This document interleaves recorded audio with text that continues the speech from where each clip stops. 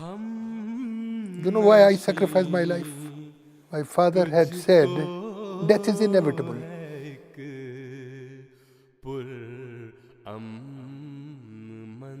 But if I die in Africa,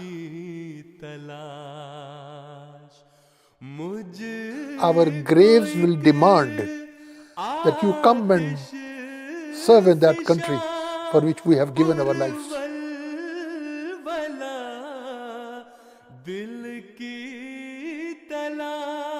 He says our graves will be permanent places which we have secured, and the graves will be a challenge to all of you. We'll call upon you to come and sacrifice your life.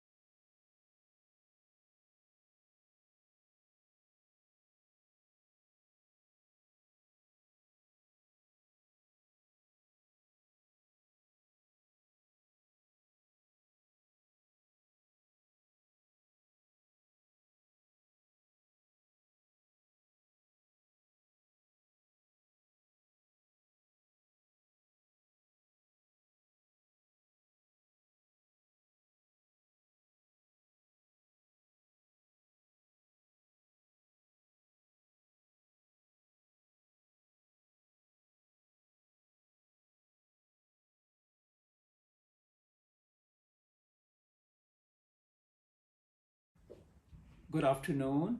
Peace be on you all.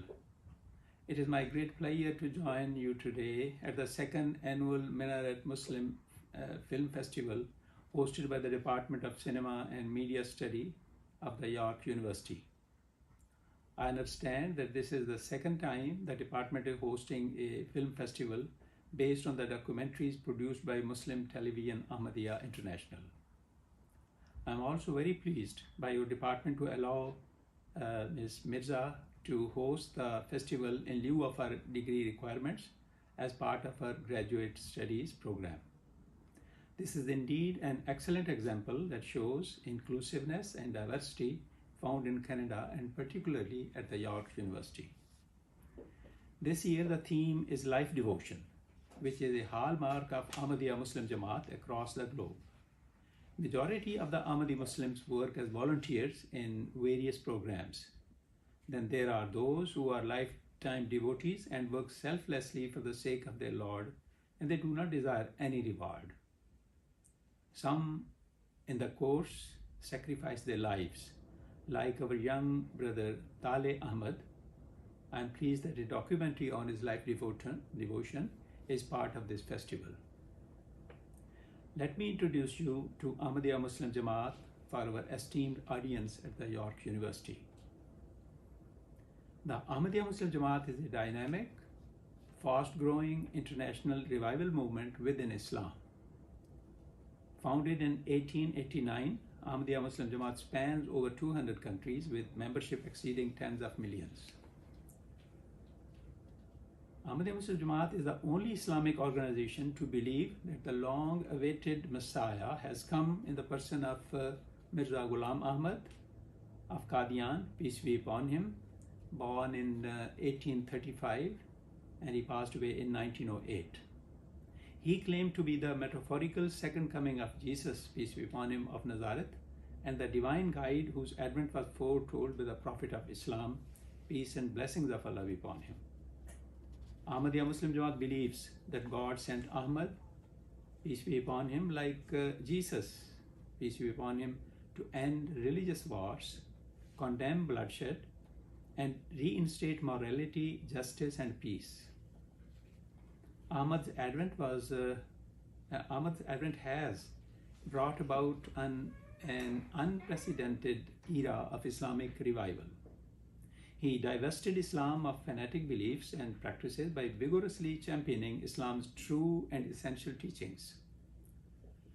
He has also united the family of religions under the single banner of true Islam by safeguarding the teachings of Abraham, Jesus, Moses, Krishna, Buddha, Confucius, Guru Nanak, Lao Tse, and Zoroaster, peace be upon all of them.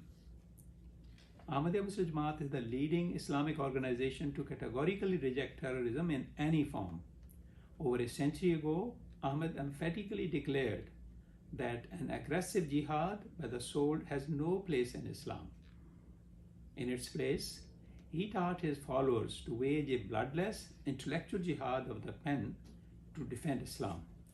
To this end, Ahmad penned over 80 books and tens of thousands of letters, delivered hundreds of lectures, engaged in scores of public debates.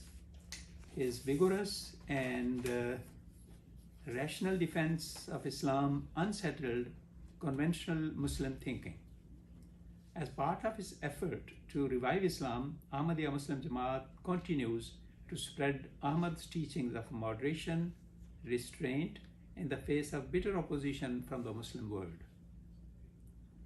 Ahmadiyya Muslim Jamaat's fifth and current spiritual head, Mirza Masroor Ahmad, may Allah help him, resides in the United Kingdom. Under the leadership of its spiritual successors, Ahmadiyya Muslim Jamaat has now built over 15,000 mosques, over 500 schools, and over 30 hospitals around the world. It has translated the Holy Quran into over 60 languages. It propagates the true teachings of Islam and the message of peace and tolerance through a 24-hour satellite television channel, Muslim Television Ahmadiyya, the internet, islam.org, and print, Islam International Publications. It has been at the forefront of disaster relief in the United States and worldwide through its independent charitable organization, Humanity First. Let me introduce Humanity First. It's an international charity that provides disaster relief and long-term development assistance to vulnerable communities in 52 countries across 6 continents.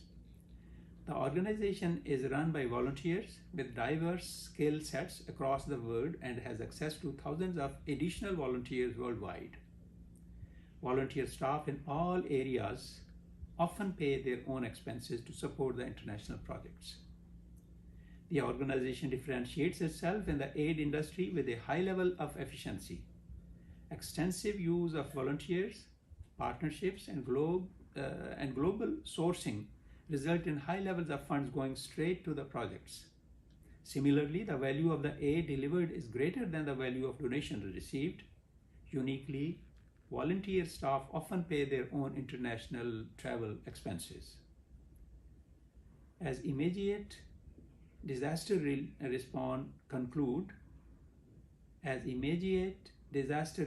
conclude, the charity also often begins rehabilitation services through orphan care, water infrastructure, and vocational training. The organization gained special consultative status with the Economic and Social Council of the United Nations. Here in Canada, it runs a food bank in Toronto, a shelter service during extreme weather conditions for the homeless, and many other programs. Muslim Television Ahmadiyya is a globally broadcasting non-profit satellite television channel which was established in 1992. It launched the world's first Islamic TV channel to broadcast globally. It consists of 9 international channels now that are run and funded entirely by the donations of the members of the community.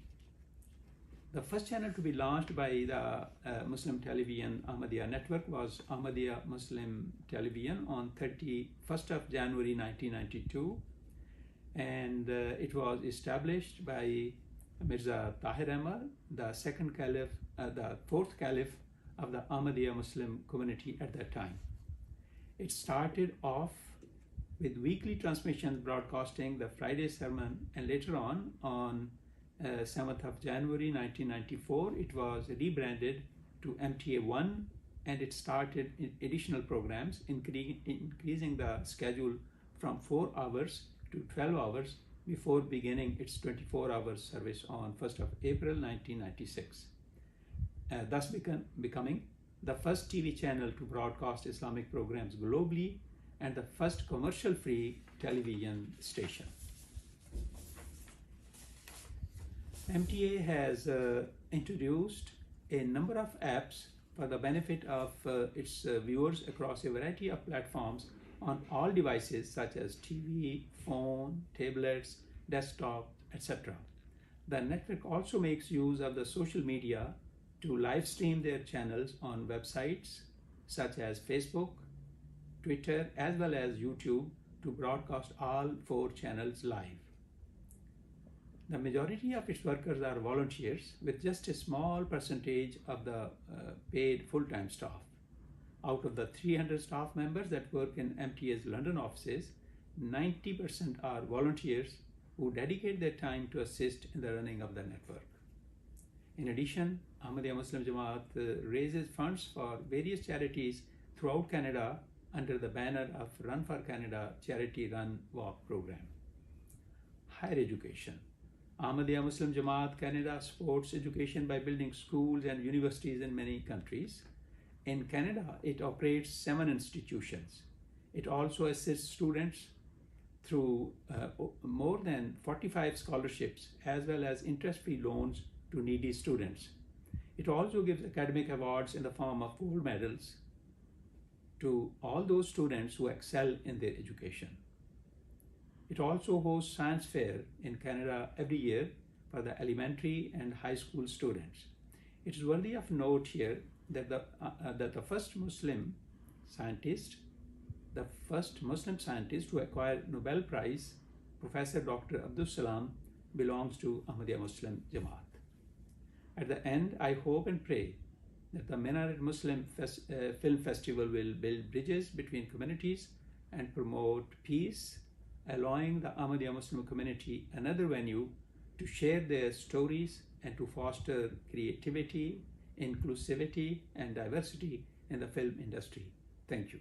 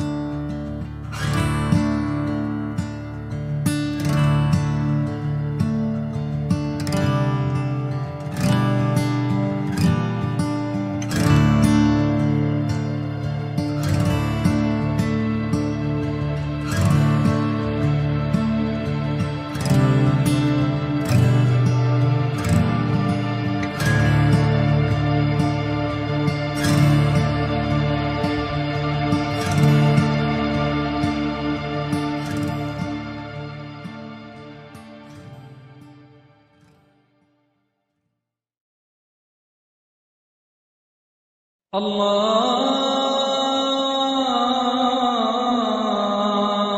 Akbar, Allahu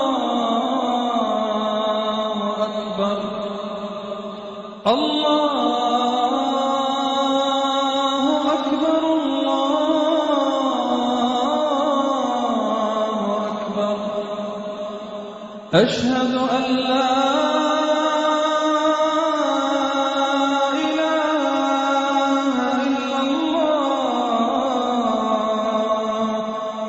أشهد أن لا إله إلا الله.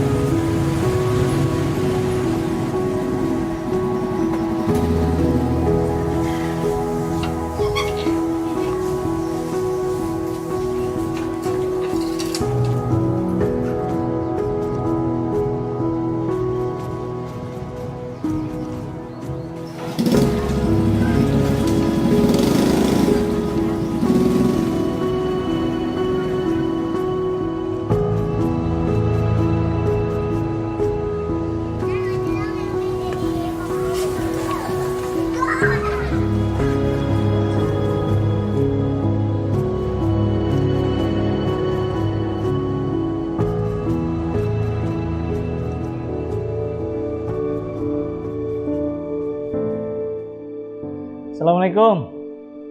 Waalaikumsalam. Udah lihat berita hari ini belum? Kayak berita naon di TV itu, Pak?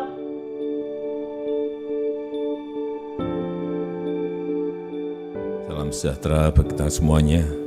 Om Swastiastu, Namo Buddhaya, salam kebajikan. Pemerintah telah menetapkan COVID-19 sebagai jenis penyakit dengan faktor risiko yang menimbulkan kedaruratan kesehatan masyarakat. Untuk mengatasi dampak wabah tersebut, saya telah memutuskan dalam rapat kabinet bahwa opsi yang kita pilih adalah pembatasan sosial berskala besar atau PSBB.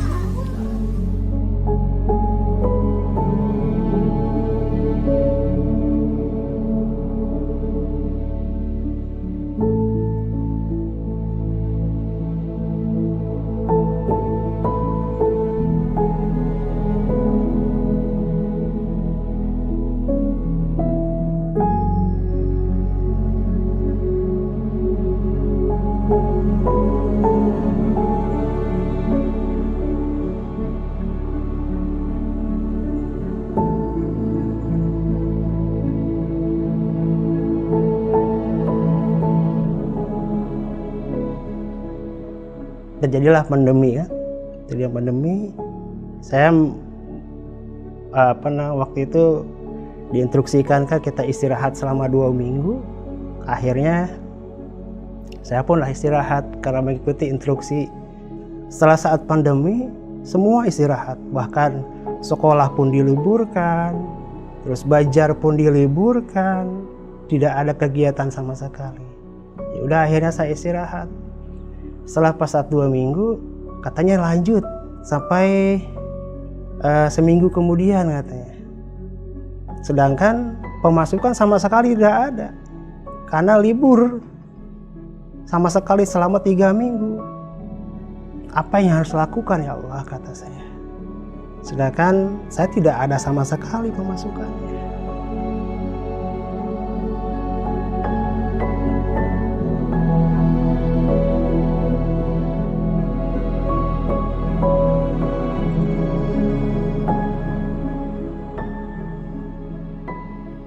Bahkan saya terpenuh susu kedelai saya mau dikemanakan gitu. Jadi pada saya mubazir dibuang begitu saja. Ya udah, pas saat pandemi saya bungkus. Setiap jalan ketika memang kelihatan mayat gitu, misalkan pengemis atau misalkan orang yang pengamen atau apa, saya selalu berikan. Ya, Ya. Kenapa, nak? minta duit dong buat jajan. Bentar ya.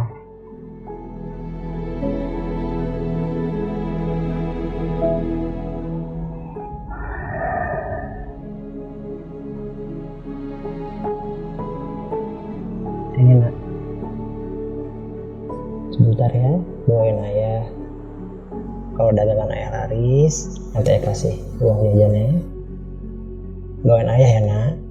Iya, ya.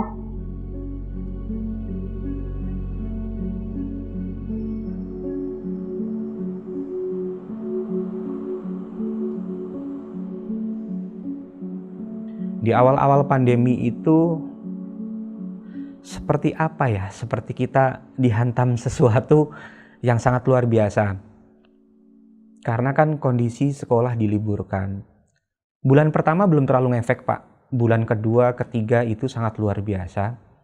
Sangat luar biasa karena anak-anak sekolah diliburkan, mungkin kebutuhan mereka untuk kacamata pun sudah mulai di stop dulu karena mungkin untuk kebutuhan yang lainnya, karena ada banyak orang tuanya di PHK atau yang lain-lain, itu kan berimbas ke penjualan juga. Kebutuhan untuk keluarga, kebutuhan dapur itu sudah habis, nggak ada stok sama sekali, susu anak-anak pun sudah habis. Itu ada satu momen yang menurut saya betul-betul, ya Allah, sampai segini gitu.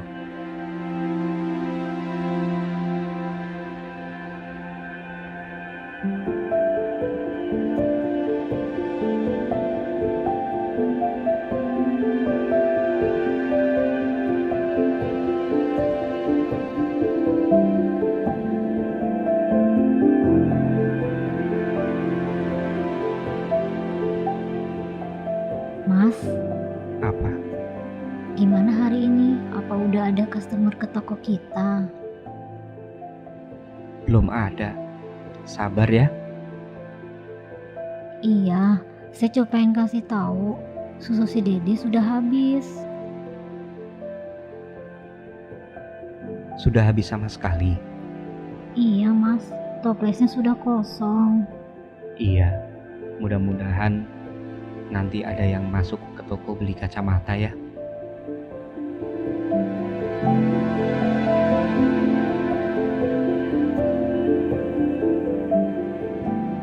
Ketika pandemi ini pendapatan drastis menurun dikarenakan ada pemotongan dari gaji dari kantor setengahnya 50%, kemudian juga acara-acara kayak misalkan ada, kebetulan saya di pariwisata, perjalanan trip, event-event semuanya di cancel dan ditunda.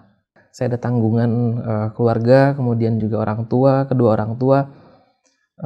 Kemudian juga saya harus juga ada cicilan kayak KPR rumah, cicilan kendaraan. Dan selama pandemi berjalan, telah terjadi 7 bulan saya tidak sanggup untuk mencicil rumah.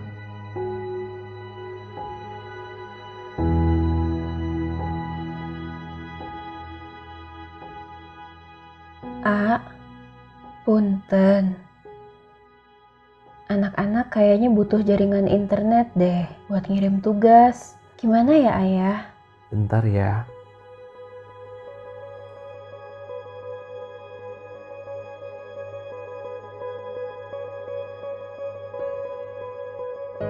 Insya Allah ya Neng, urang doa heula ka Allah Ta'ala.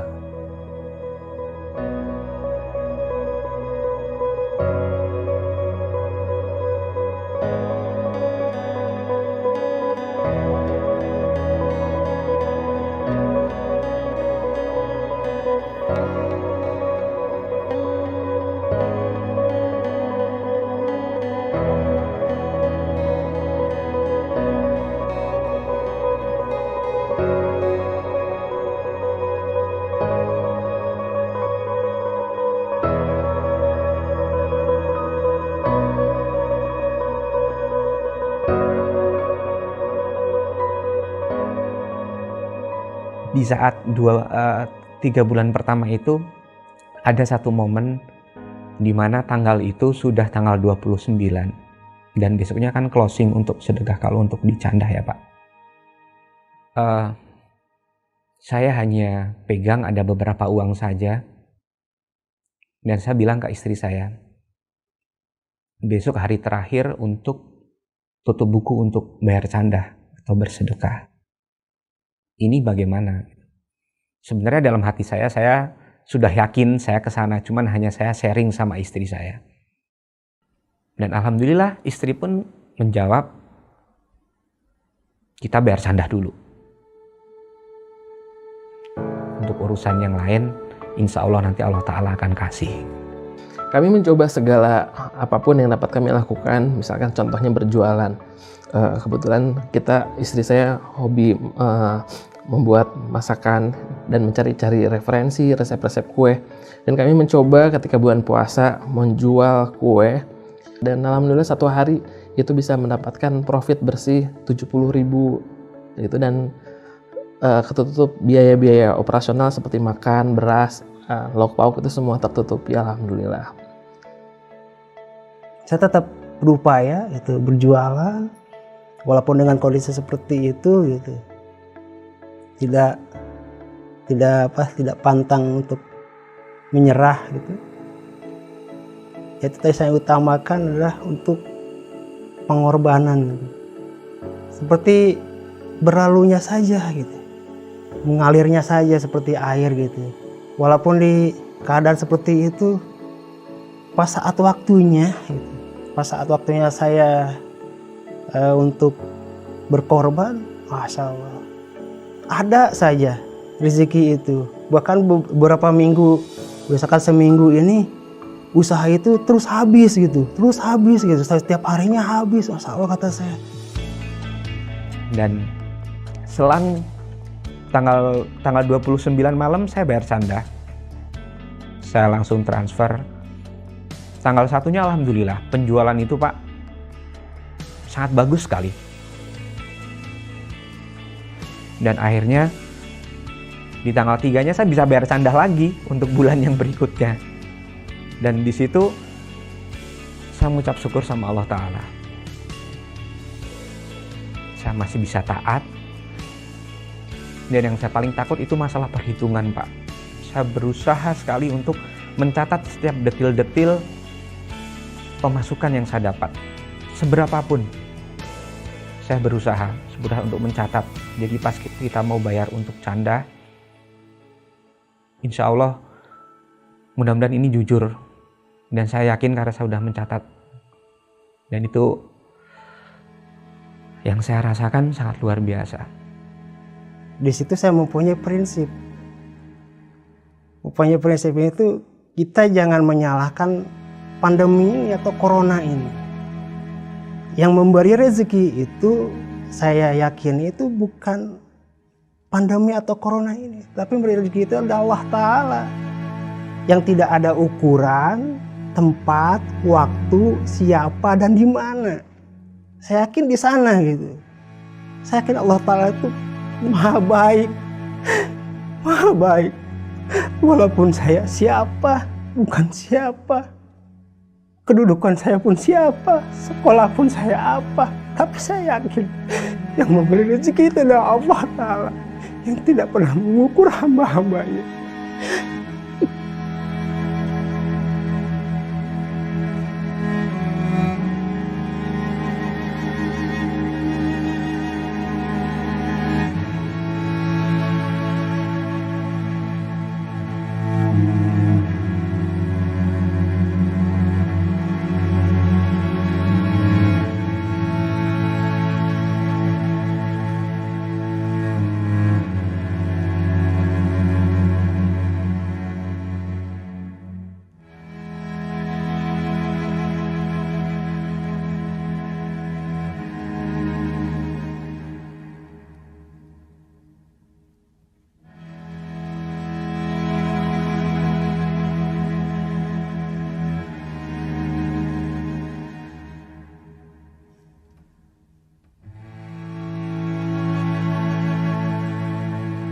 Ketika dapat income, apapun itu, berapapun itu, prioritaskan dulu pertama untuk canda, yang kedua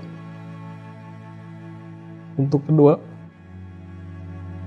ibu dan juga ibu mertua, kemudian sisanya untuk keluarga yang mana secara nominal itu masih goib ya. Untuk bertahan sama 1 bulan sepertinya tidak cukup, tapi alhamdulillah Allah Ta'ala selalu memberikan kecukupan, dan alhamdulillah Allah Ta'ala memberikan jalan yang tidak disangka-sangka. Saya tiba-tiba ditelepon oleh klien yang menawarkan pekerjaan, yang mana saya diberikan penawaran 5 kali gaji dari yang sebelumnya. Yang ketika teman-teman saya banyak yang di PHK, yang susah mencari kerja, saya justru malah mendapatkan karunia tempat kerja yang lebih baik lagi.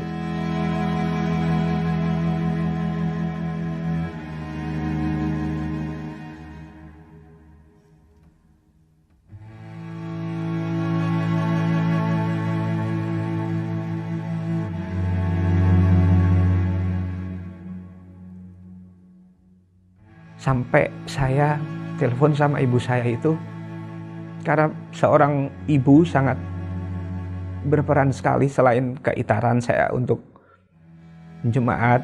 Dan percaya ya, yakin bahwa kita mendahulukan Allah Ta'ala, memenuhi hak Allah Ta'ala, membuat senang bahagia orang tua, maka insya Allah Allah Ta'ala tidak akan pernah meninggalkan kita. Yang kita risaukan bukan keadaan ini, tapi yang kita risaukan jangan kita sampai ditinggalkan oleh karunia Allah Ta'ala. Hadiah terbesar di tahun 2020 kemarin ini, di masa pandemi, banyak sesuatu PR yang saya anggap saya tidak bisa menyelesaikan, tapi atas karunia Allah Ta'ala bisa dilewati dan bisa diselesaikan. Alhamdulillah.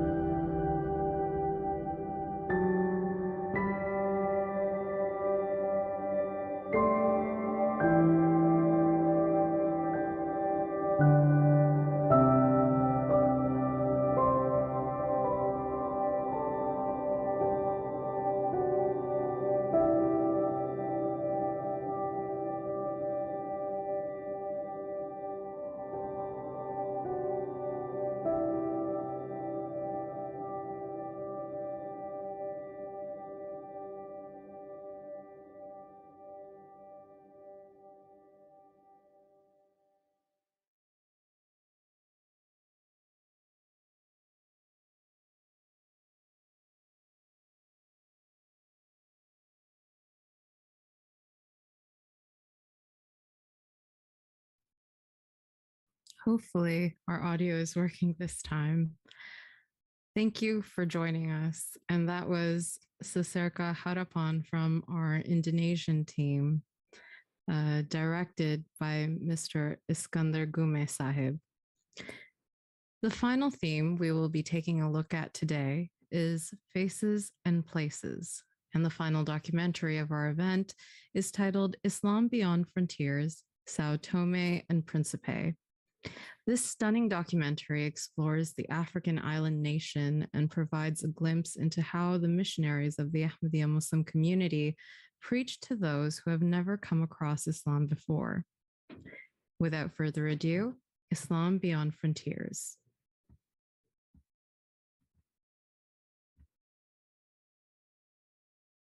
Allahu, Allahu, Allahu, Allahu. Sao Tome and Principe Islands are a remote and hidden gem in the ocean. While not much has changed here over centuries, now finally there is a wave of a change like none here have ever experienced before. Labbaik,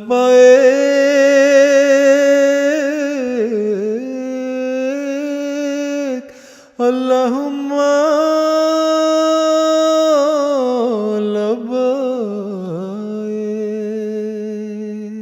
I take a journey through these islands, and for the very first time, we get to witness how missionaries of the Ahmadiyya Muslim community preach to those who have never come across Islam before. यहाँ इस्लाम का नामो निशान नहीं था, सब ईसाइयत के और slab के पुजारी थे, और आज ये सारे लोग नारा तकबीर अल्लाह अकबर इतनी जोर से कहते हैं कि वो खिड़कियाँ हिलने लग जाती हैं। वो जो पहले डिस्कवर करने वाले थे वो ईसाई थे, लेकिन अब इंशाल्लाह मसीह मोहम्मदी के गुलाम जिसको अंतरी पता कर लें। I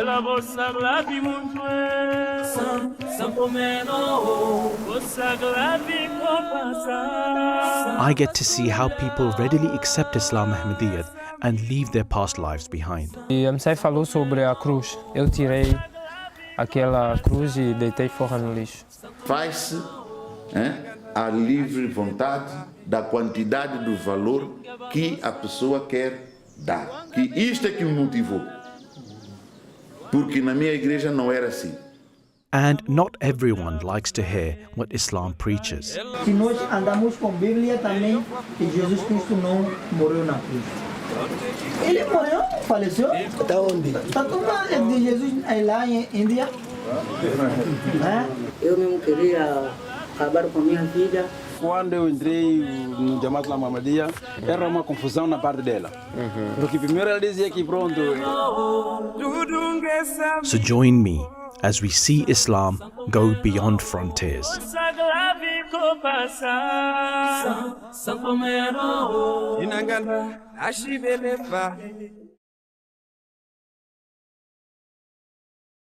I grew up hearing stories of missionaries of the Ahmadiyya Muslim community traveling to far and distant countries and preaching the message of Islam Ahmadiyya to not only Muslims, but even those who had never even heard of Islam.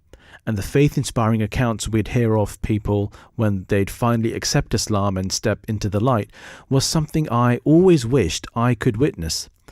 One of the places where I was told this is happening currently is the remote islands of Sao Tome and Principe, located right on the equator in the Gulf of Guinea.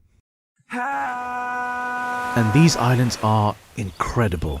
It's a magnificent lost paradise.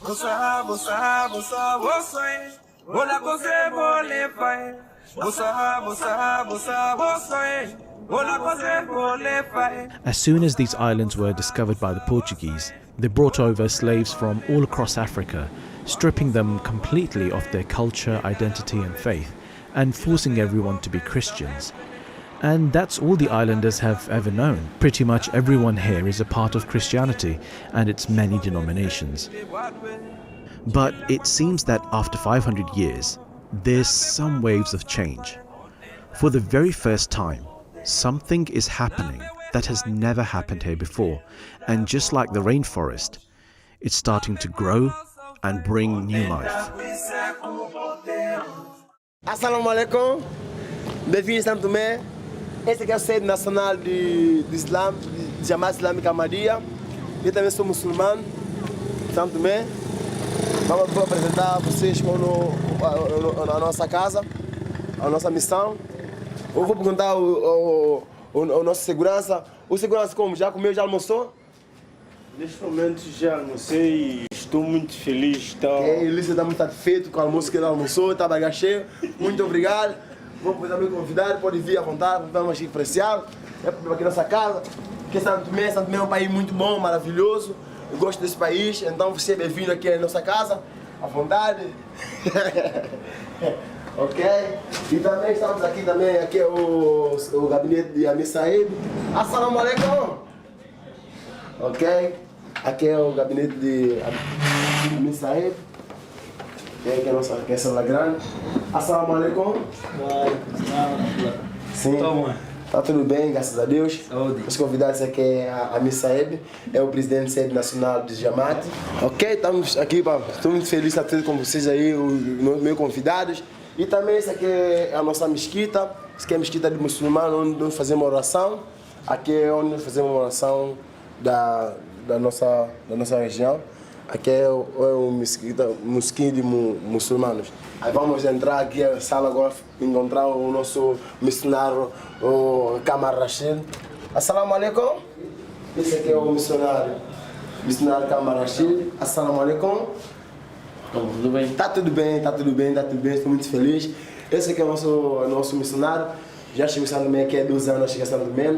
Ele vem em Guadalupe, trabalha no norte. Esse aqui é Califa. Esse aqui é Califa.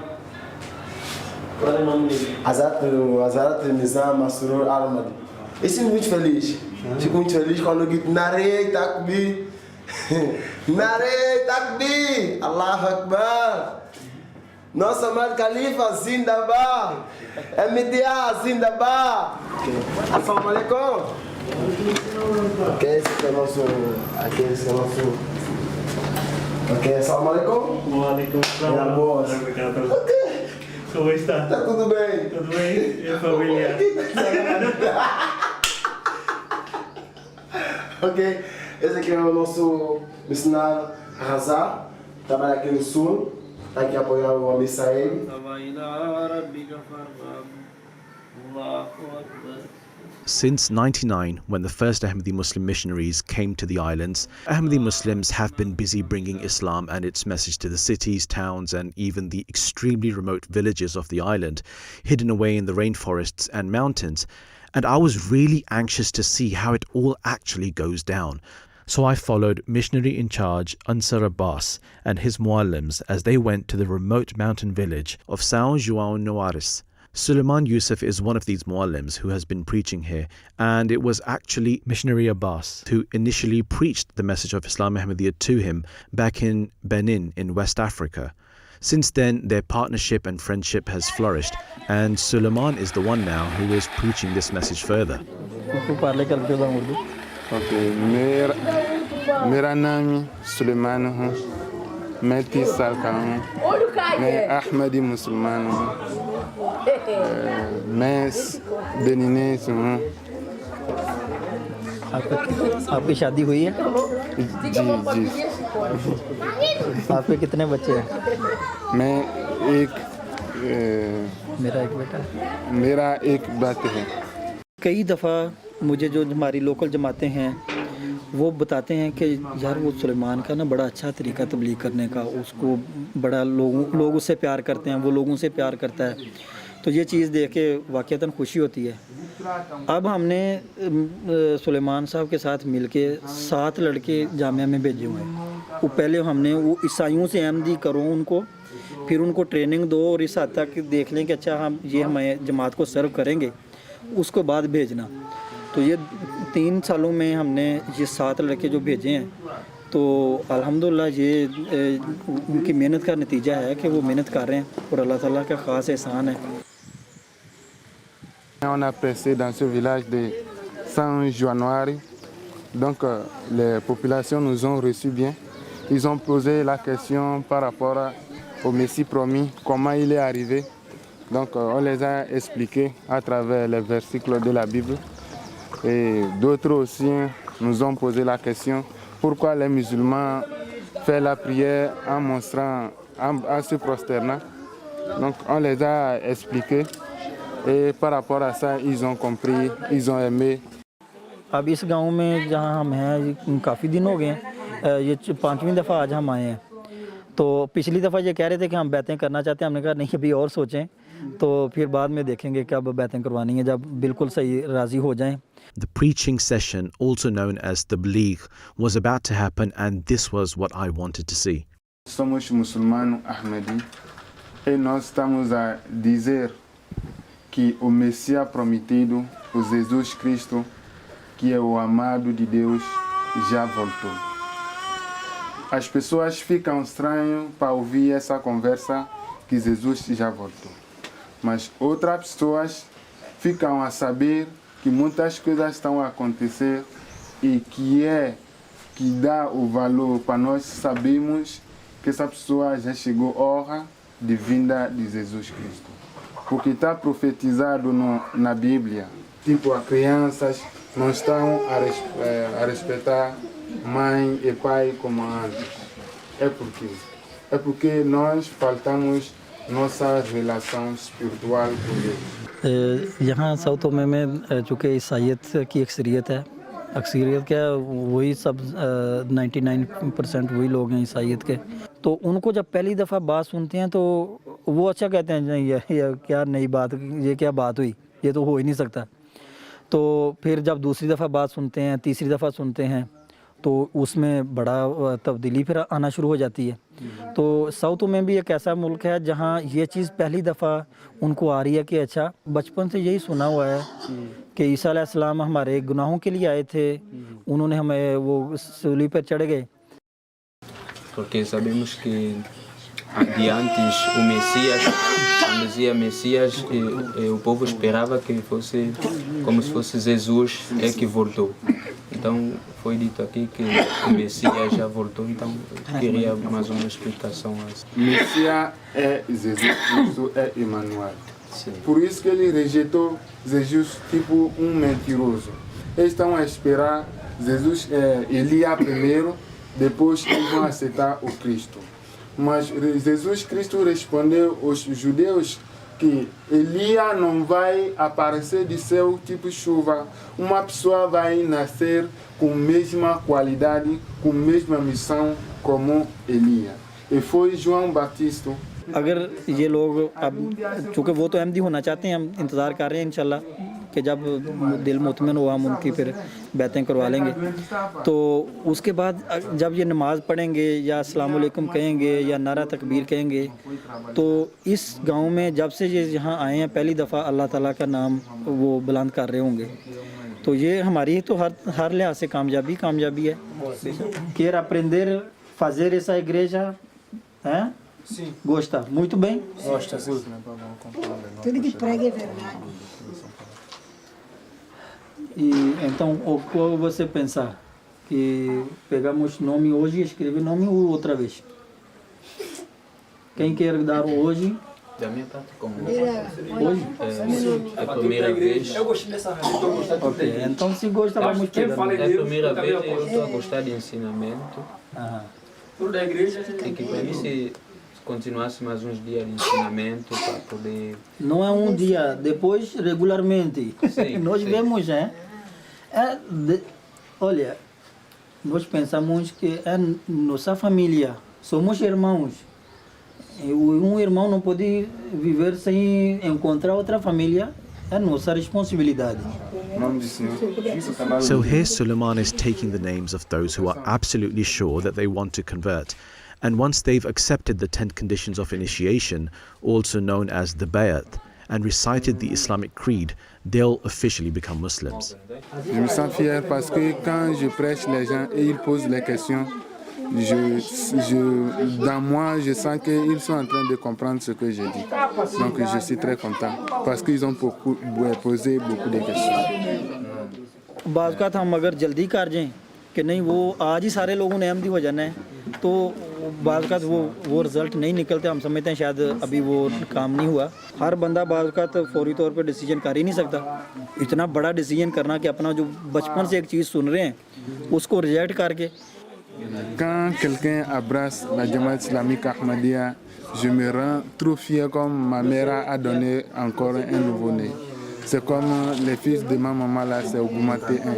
De cette joie que je me sens très fier. इन्होंने तो पहली दफ़ा इस्लाम का नाम सुना होता है, ना नमाज आती है ना कोई और कुछ चीज़।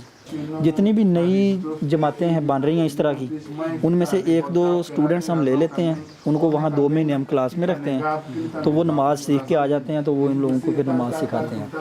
या साकिनीन दियार मन अहबब्तुहु। I had to remind myself that until a few moments ago, all these people were Christians. That's all they'd ever known. And even though I was seeing it, it was hard to believe that they know that they'd have to give up drinking and go through a complete change of lifestyle just because this is the truth that they had been waiting for. Dentro de mim, na minha consciência, eu sei que álcool não é bom para a saúde de nenhum ser humano. Eu tenho esperança porque Deus nunca quer ver seu filho mal. Se Deus sabe que eu vivia disso antes, Deus poderá dar outra coisa para eu sobreviver. Mas falando sobre a educação, sobre respeito de mãe e pai, é verdade que hoje em dia notamos uma falta de, portanto, desse conhecimento, principalmente com camadas jovens, a qual muitos não respeitam a mãe nem tampouco o pai.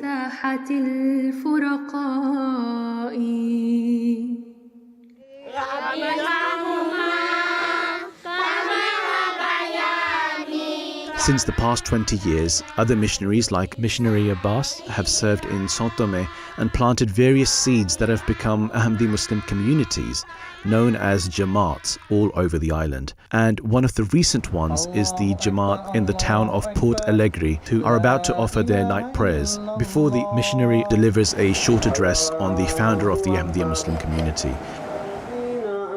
With just a few months of training, those who had never even before seen a Muslim are now giving the azan in Arabic and learning to offer their prayers. O tema dessa jalsa de hoje é o Messias prometido, alaihissalam, o fundador do Jamaat Islâmica Ahmadiyya. Quais são os desejos do Messias prometido, alaihissalam, para nós e por que nós aceitamos Jamaat Ahmadiyya e quais são os deveres de nós todos. Se vier com as mães, os pais, isso é melhor. Mas se as mães, os pais não conseguem vir aqui, pelo menos vocês vêm aqui para aprender a palavra de Allah e para conhecer por que somos muçulmanos Ahmadi. Minaret takbir! Minaret takbir! Profeta Muhammad! Profeta Muhammad! Takbir!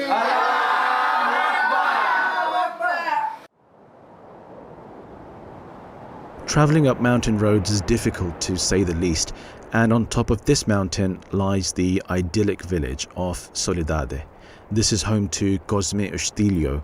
He was not only the local priest for his church, but a member of parliament for the government for many years. अभी हमारे मुबल्लिग साहब हमाद रज़ा साहब और सुलेमान यूसुफ साहब ये तबलीग के लिए वो यहाँ गए, तो वो उनके पादरी साहब थे वहाँ, उनसे बातचीत हुई, उनको जमात का पैगाम दिया। उन्होंने कहा कि बातें तो अच्छी हैं, देखें फिर।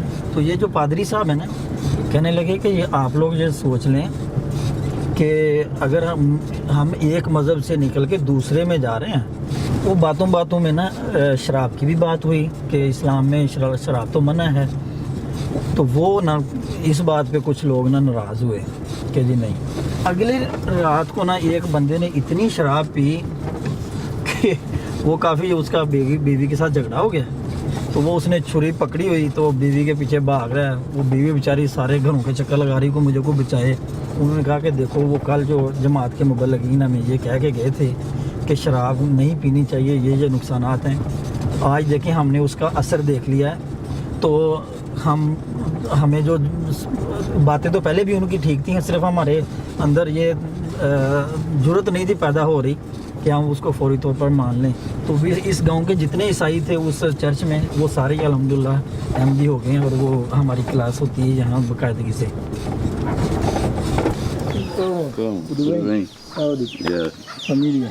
Graças a Deus, tudo bem. Yeah. Vamos mostrar-lhes espaço onde nós fazíamos o culto. Você fazia o culto antigo.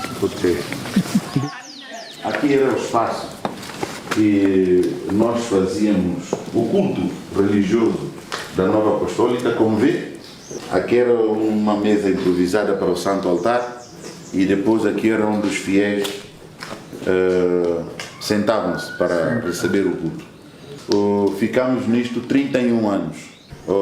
Fazemos dízimos todos os domingos para a igreja durante 31 anos e que a igreja nunca nos ajudou. Qual é o ensinamento que atirou sua atenção muito por... No Alá? Sim, o ensinamento é o humanismo e faz-se à livre vontade da quantidade do valor que a pessoa quer dar. As pessoas são livres de dar, uma vez ao mês, aquilo que ele quer oferecer. E esse dinheiro é guardado na comunidade. Depois, quando a comunidade tem qualquer necessidade, reúne-se para que isto é que me motivou. Porque na minha igreja não era assim.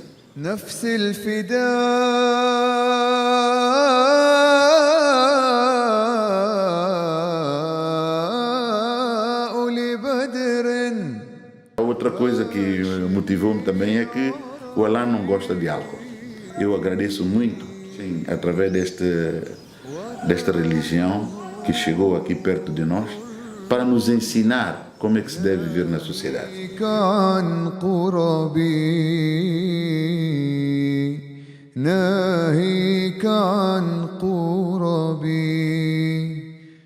Quero vos mostrar uma proposta que eu tenho para vocês. Eu já não queria que Mesquita fosse aqui. Ok, sim, sim. Eu arranjei um espaço mais aberto, mais condigno. Se querem fazer uma coisa séria, vocês tenham um espaço. Vamos ver lá. Ok. Ok.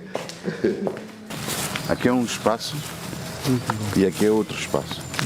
Agora, nós vamos escolher qual desse espaço que nos dá uma mesquita.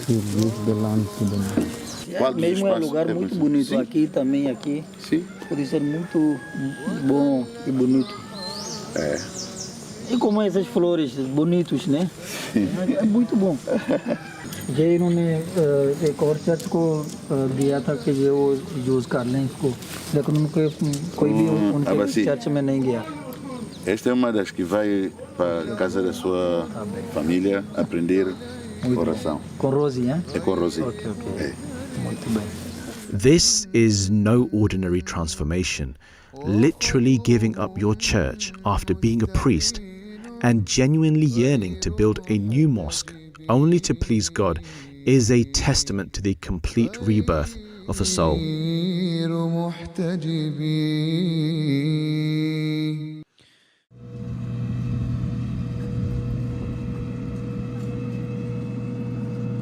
Muslims in very small numbers as traders and a mosque have been present in Tome for a number of years before Ahmadi Muslims arrived. But on the island of Principe, there has never been a presence of Muslims. For the first time in history, Islam has been introduced to Principe through Ahmadiyyat and built its very first mosque.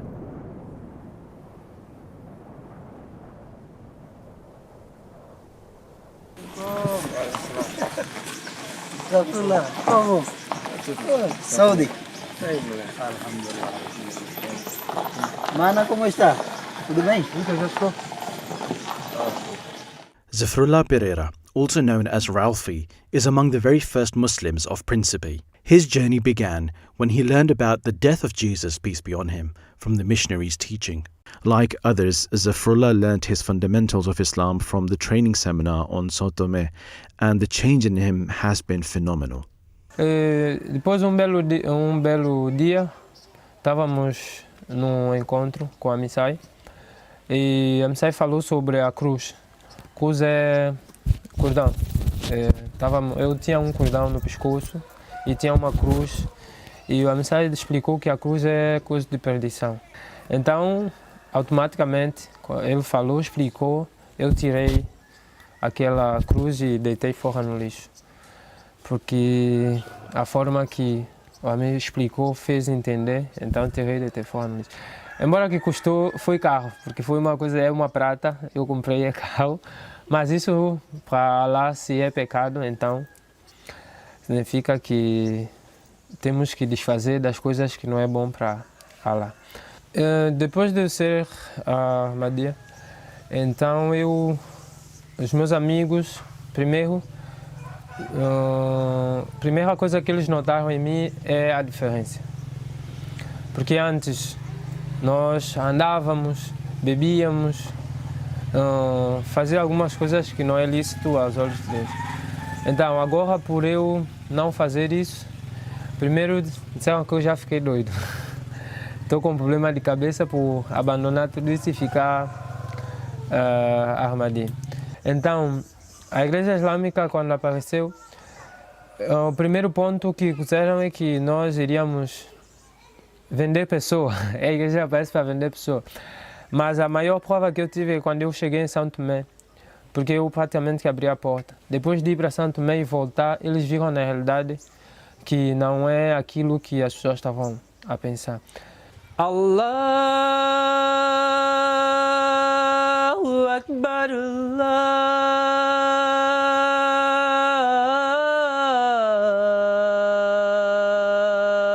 Allahu Akbar. Porque por vezes eu vou, por exemplo, para São Joaquim para explicar que sobre a Igreja Islâmica, eles já colocam aquela parte de eles estão a vir matar pessoas. Então não, em vez de por vezes da gente pregar, a gente passa a explicar e pela graça do Allah eles têm estado a compreender. Ashhadu anna Muhammadan Rasulullah.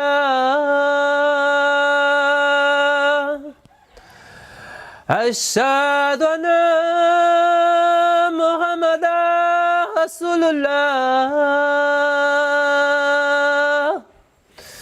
E que aqui todos são acolhedores, temos bons peixes, temos sumo de casca de ananás, muito bom. E que eles também possam vir conhecer mais. Ramzan में तो एक दिन वो अज़ान दे रहा तो वो अशहदु अन्ना मोहम्मद रसूलुल्लाह पे जाके ना वो रोने लग गया। तो फिर कुछ देर ठहर के फिर उसने बाकी जो है ना वो अज़ान मुकम्मल की। वाक़ईतन कि इंसान सोचता भी नहीं कि एक ऐसा आइलैंड, ऐसा जज़ीरा जहाँ इस्लाम का कभी नाम ना हो, जो सलीब के पुजारी थे और वो आज अल्लाह ताला का नाम लेते हुए और उसको अल्लाह ताला की हम्द बयान करते हुए उनके दिल जो है अल्लाह ताला के एहसान से वो भर जाते हैं।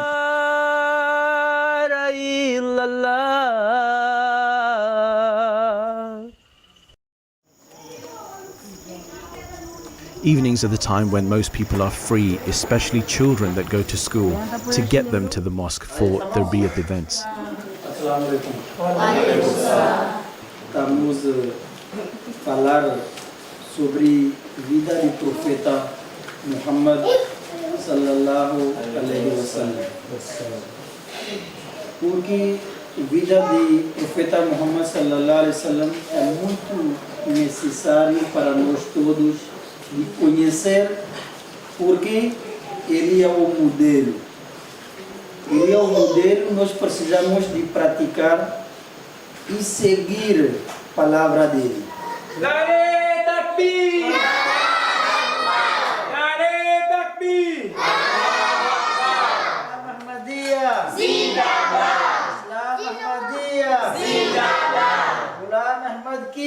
Yes! Ghulam Ahmad ki! खलीफा जिंदाबाद, तकबीर।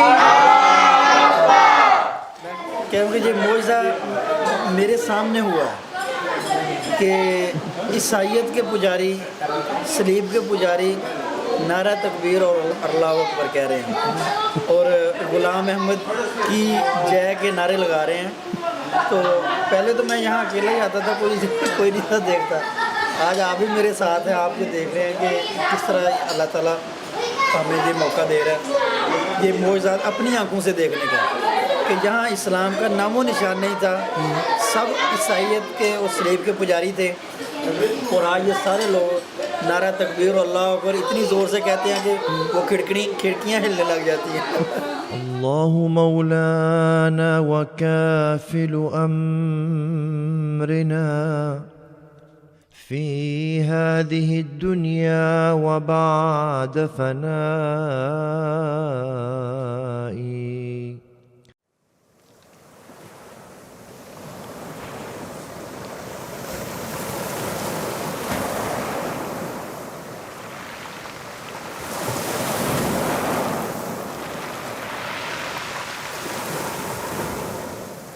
इस वक्त हम टोमे की वो जगह पे खड़े हैं जहाँ पर सबसे पहले पोर्चुगीज़ जो मल्लाह थे वो पहुँचे थे। तो वो जो पहले डिस्कवर करने वाले थे वो ईसाई थे, तो इस लिहाज से उन्होंने फिर वो अपना ईसाई मज़हब को यहाँ पर फ़रोग़ दिया और यहाँ पर चर्चों की बुनियाद रखी। इस मेन पॉइंट को जहाँ पर वो उतरे हैं, सलीब के साथ उसको मेंशन किया है, सलीब का दिखाया है कि एक लिहाज से कि ये ईसाइयत ने सबसे पहले ये आइलैंड इसका फ़तह किया था, लेकिन अब इंशाअल्लाह मसीह मोहम्मदी के गुलाम इसको अंतरी फ़तह कर लेंगे। Qamar Rashid is among the 3 senior missionaries sent to Sao Tome and Principe Islands by the Ahmadiyya Muslim community, and it's clear how passionately committed he is to his goal of bringing Islam to the whole island. सितंबर 2019 में फिर रबी कमर रशीद साहब यहाँ तशरीफ़ लाए, तो अब हम 2 हो गए अल्हम्दुलिल्लाह, 1 और 2 11। तो फिर इस तरफ का मुल्क का जो हिस्सा है फिर रबी कमर साहब संभालने लग गए और दूसरी तरफ खाकसार काम करने लग पड़े।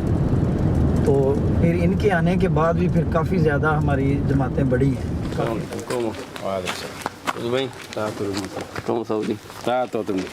So missionary Qamar wanted us to meet Noah Semedu, one of the guys in his Jamaat who converted to Islam a while ago.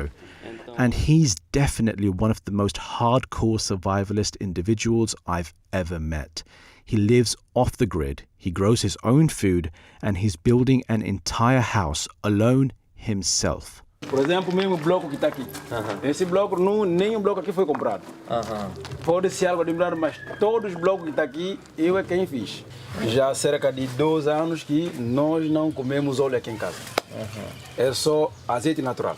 Como que você entra na Jamaat? Eu, pela primeira vez no Jamaat, eu fui para Fernandia, fui trabalhar como operador. Essa era a minha profissão, fui trabalhar como operador. Bem, isso até tive dúvida. Quando eu acabei o trabalho, eu cheguei lá com o Saladina, então eu, como pela curiosidade, eu entrei na mesquita. E eu perguntei lá, eles não, o que é mesquita? Mesquita eu também não sabia o que significava mesquita. Eles não, igreja, certamente, em língua árabe é mesquita. Então, para nós portugueses é igreja. Eu perguntei como é que uma igreja não tem banco. Eu queria saber de banco, porque é todo livre. Senão, normalmente... Toda igreja tem banco. Toda igreja tem banco. Agora, se aqui não tem banco, ela disse que não. Nós normalmente seguimos o profeta.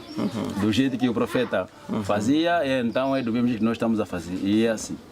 Bem, naquele momento ela depois preparou um almoço que era para a gente comer. Eu pedi cerveja, porque é o que eu fazia. Pedi uma cerveja. Isso é normal para eles. Ela disse que não. Aqui, normalmente, nós na igreja, nós não bebemos. Eu disse, não bebemos. Então, se você não bebe cerveja, você pode beber vinho. Eu mandei pedir vinho, ela ainda insistiu, ela disse que não. Mesmo vinho também, nenhum tipo de bebida alcoólica nós não utilizamos. Bem, eu disse, eu vou entrar. Okay. Ela até ficou em dúvida, disse que não, você não vai ver. Disse, não, eu vou vir. Hoje à tarde eu vou estar aqui. Ok.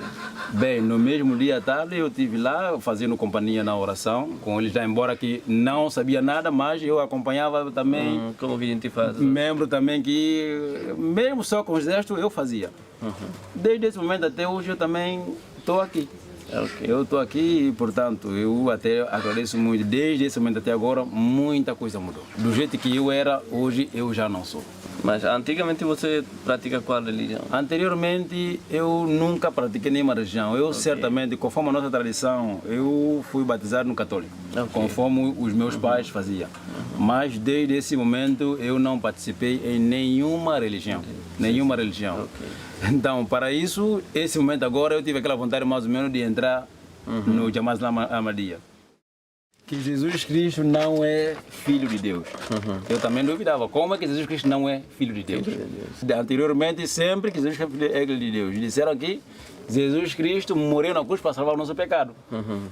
E eu, quando participei no Jamaat Ahmadiyya, isso não está a existir. Eu também perguntei, ele também explicou e também deu a referência.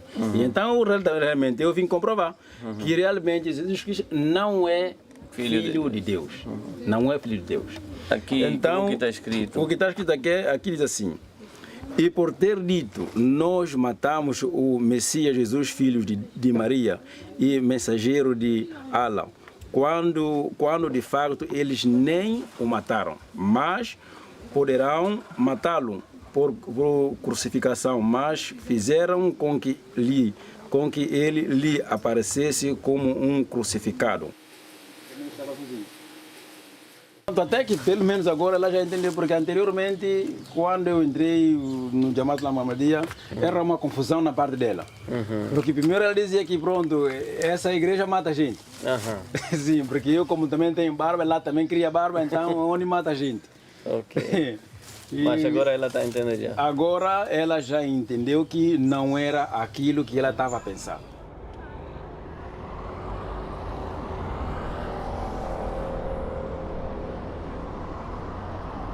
On the 12th of July 1975, the Portuguese finally left after almost 500 years of colonization, and São Tomé celebrated its independence.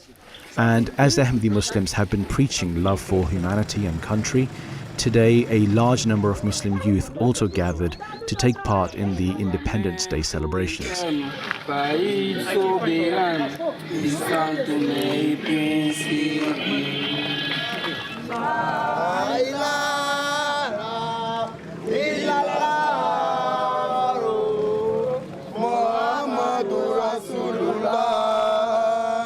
Como vocês sabem, nós somos Budam. Budam significa servidores. Então, nós estamos aqui para servir. Quando eu digo servir, é servir de todas as formas que nós podemos. Como está escrito na nossa banderola, amar o seu país faz parte da sua crença. Como nós amamos nosso país, então isso faz parte da nossa conjunto. Viva a esperança, ser herói na hora do perigo. Nos Califa, Zindabá. Nos Califa, Zindabá. Santo Mãe Príncipe, Zindabá. Santo Mãe Príncipe, Zindabá. Minaret, Takbir. Allahu Akbar. And one of the ways Ahmadi Muslims have been serving their communities and country is by volunteering for humanitarian projects through NGOs such as Humanity First, who have been operating on the islands for more than a decade. And recently, through the efforts of these Muslim volunteers, the very first residential care home for the elderly in all of São Tomé has been set up. Aqui é nossa casa abençoada, que nós recebemos nossos idosos de São Tomé. Aqui nós somos como uma família. Aqui tem 3 senhores que dormem aqui nesse quarto. Cada um com sua cama, com seu armário. Aqui, quarto de nossos idosos. A senhora de limpeza, a empregada que lava, engoma e arruma a casa, faz limpeza na casa. Temos 2 empregadas, por isso aqui nessa casa. Aqui também temos 2 idosos. Aqui vida dia a dia é levantar, tomar banho, mata bichá, eles sentam na rua, como eles não querem fazer atividade, porque eles dizem que eles trabalharam muito. Eles não encontraram na vida deles, quando eram jovens, não encontraram esse conforto que eles têm hoje. Então hoje eles dizem para sentar, para descansar um bocado. Aqui é a sala de refeição, aqui que tomamos nosso refeição. Aqui que eles vêm matar bichá deles, aqui é a nossa sala de cozinha, nossa sala de refeição. Essa é a cozinheira que está conosco, ela chama Neleira, que mesmo aqui ao lado. Essa é a Nossa Senhora da Limpeza, que ajuda nós na limpeza. Tem uma que vem para... sorriso, mas não dá que forçar. Não, aqui não temos nenhum que é membro de Armadia. Aqui tem só católico, de outra religião. Nosso de Armadia não tem ninguém. E nós também não recebemos quem é de Armadia, não. Aqui não tem isso. Aqui todo que vem é bem-vinda. E aqui também é por isso que meu gente da igreja de Armadia não vem fazer oração aqui, porque eles podem dizer não, dá a fazer oração aqui, dá a querer para nós entrar à igreja. Esse é o preconceito do meu país. فوظائف الإسلام منها في انتظام مستقر. Assim que eu tinha problema com a pessoa, então assim que a pessoa adoeceu, foi eu que estou a matar. Então eu sou feticheira, estou a matar, mas a minha vida desde que eu nasci num café, tenho 8 filhos num café, eu nunca sei como um feticheiro. Mas agora eu sou feticheira, apesar de me deram muito feticheiro, eu continuo sendo feticheira assim. Matar até eu próprio pensei mal para a minha vida. Eu mesmo queria acabar com a minha vida. Se eu encontrasse um remédio, eu acabava aqui para as pessoas esquecer não. Mas já que eu cheguei aqui, eu peço, eu continuo. Turns out Principe is not the only island where Islam has been introduced for the very first time through Ahmadi missionaries. If you look at Tome, right at the southern tip and lying directly on the world's equator is a small island, Ilyao Dashrolash, where again for the very first time some people accepted Islam Ahmadiyyat, but there were more who were interested to learn further. But getting there was not so easy. Due to downsizing travel because of the pandemic, regular larger boats were not operating, and the only way to get there was by hiring a local fisherman to take you on his boat. The island is around 6 kilometers from Tome, and around halfway we came across some fishermen, and it seemed too good an opportunity to miss out on a good deal for a fresh catch of the day. But negotiations seemed unsuccessful, so as resourceful as Ahmadi missionaries are, missionary Abbas decided to throw a line and catch some himself. साथ हाँ ये fishing कर रहे हैं, अगर कोई आ गई तो ठीक है। हाँ ये आइलैंड है जो जजीरा इलियाउ दाशरोलाश इसका नाम है। तो यहाँ तकरीबन 95 लोग रहते हैं। ये सारे ईसाई थे पहले। तो कुछ दिन हुए हैं कि यहाँ हमने जमात का पौधा लगाया। तो आज फिर मौलम साहब वहाँ उनकी तरबीती क्लास के लिए जा रहे हैं। तो हो सकता है कुछ और लोग भी, क्योंकि पिछली दफ़ा जो कुछ लोग आए थे हमने तबलीग की थी, तो हमने कहा था कि जो तो पहले तबलीग सुन चुके थे उनके तो हमने नाम ले लिए थे, लेकिन जो नए उस दिन आए थे उनको कहा था आप सोचें तो दोबारा हम आएंगे तो तबलीग करेंगे, फिर उनका दिल करेगा तो वो बैत कर लेंगे। तो इस तरह इस आइलैंड इस जजीरे पे पहले कोई भी अहमदी नहीं था और ना ही कोई मुसलमान, सारे ईसाई थे।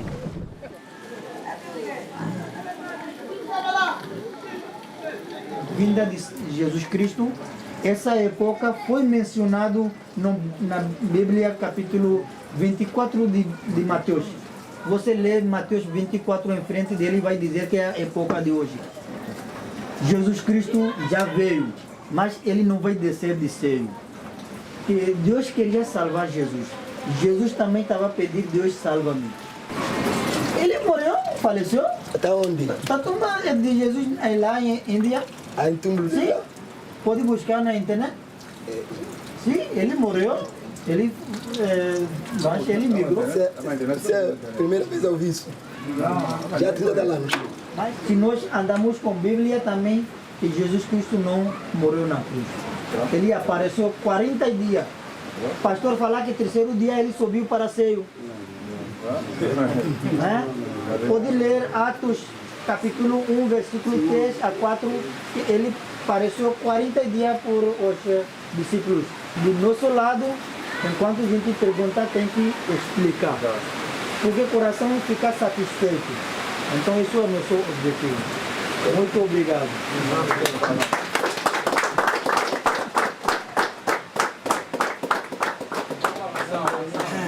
Amigo, eu orei assim, que Deus torna todos esses que vêm à igreja comigo.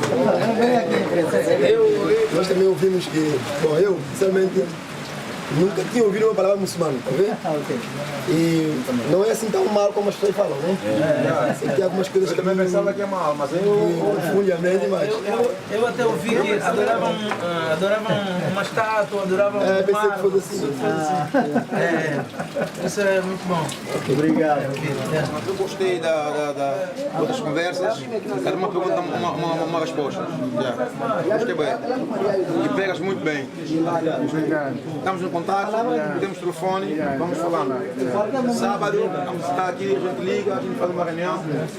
Eu posso fazer mais dia completo aqui. São Tome and Principe is one of the 13 only countries in the world that lie exactly on the equator. And Missionary Abbas wanted to show us a regular ritual of his whenever he comes to the highest peak of the island where the marker for the equator is located. हम आते हैं, हमारी ये ख्वाहिश होती है कि यहाँ अज़ान कहें, अल्लाह ताला का नाम बुलंद करें, क्योंकि हज़रत मसीह मौऊद अलैहिस्सलाम का जो पैगाम है वो दुनिया के किनारों तक पहुँचना है। और अल्हम्दुलिल्लाह आज खिलाफत की बरकत से दुनिया के हर मुल्क में जमात का पैगाम पहुँच रहा है। इसी तरह ये जो छोटी सी जगह है, एक इलिया शरोल है इस जजीरे पे, तो ये ज़मीन का मरकज़ है। ख़त्ते इस्तवा यहाँ से गुज़रा ये मकाम बना हुआ है यहाँ से। तो हमारी भी ये ख्वाहिश होती है कि यहाँ आएँ और यहाँ आके कोई नमाज़ पढ़ें, नफल पढ़ें और खुदा ताला से कोई इल्तिजाएँ करें। अल्लाहु अकबर, अल्लाहु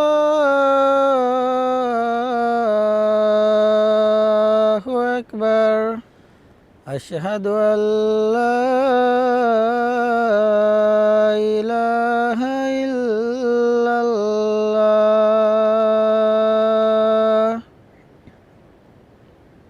तो हम 50 से क्रॉस कर चुके हैं जहाँ जमात का पौधा लग चुका है। अल्लाह ताला का ऐसा एहसान हुआ है कि इन तीनों जगहों पर स्पेशली जमात का पौधा लग चुका है और दूसरे दोनों जज़ीरों पर तो मसाजिद भी बन चुकी हैं। तो ये सारा ये एक ऐसा अल्लाह ताला ने वो खलीफतुल मसीह के अल्फाज में बरकत डाली। मुहम्मदुर रसूलुल्लाह।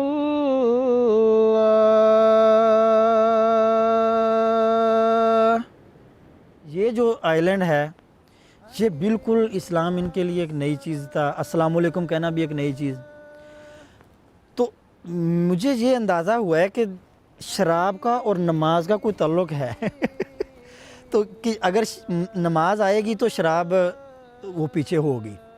तो ये तजर्बा करके काफ़ी दफ़ा देखा है कई जगहों पे जहाँ वो लोगों को नमाज नहीं याद हो रही, जब नमाज हमने प्रैक्टिस करनी शुरू की तो वो उनकी शराब छूट गई। अब कई जमातें ऐसी हैं कि जहाँ कोई बंदा जो बिल्कुल नोम हैं, वो जब नमाज पढ़ना शुरू करते हैं तो वो शराब पीनी छोड़ देते हैं। Antiga igreja, a igreja estava numa igreja. Essa igreja lá, então na igreja a gente batia palma, a gente dançava dentro da igreja, dançava, sacudia, batia palma. Depois, quando terminava a oração, só ia para a rua, ia pegar bebida, ia começar a beber, ficava na festa. À vontade, porque a gente disse que dançar, beber não é pecado nem nada. Então eu continuava nessa guerra lá. Esse lá não proíbe beber, lá não proíbe comer um pouco. Disse para pessoas, então a pessoa tem que estar feliz de animação. É outra igreja. Tem que bater palma, cantar, ficar animação, quer comer carne, depois sair da igreja só, depois fazer oração só. La sharika laka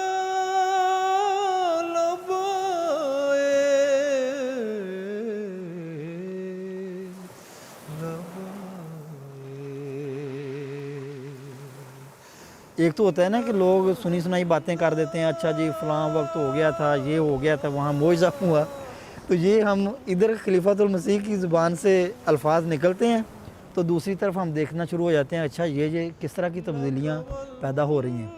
और जो लोग पहले यानी कि वो हमसे इस्तेहज़ा कर रहे थे इस्लाम से, वो नारा तकबीर अल्लाह अकबर सारे लोग जो है ना वो नारे लगा रहे हैं नए होने वाले Ahmadi. Depois, quando entrei na Jamaat, houve uma mudança. Tudo que eu fazia antes, eu deixei para trás. Agora estou aqui numa vida agora, sinto feliz. Deixei de Jamaat, minha vida mudou totalmente. Já vemos na rua uma boa pessoa, que eu ando com uma boa pessoa. Eu ando com a missa aí, eu dizer, oh, me anda com a missa aí.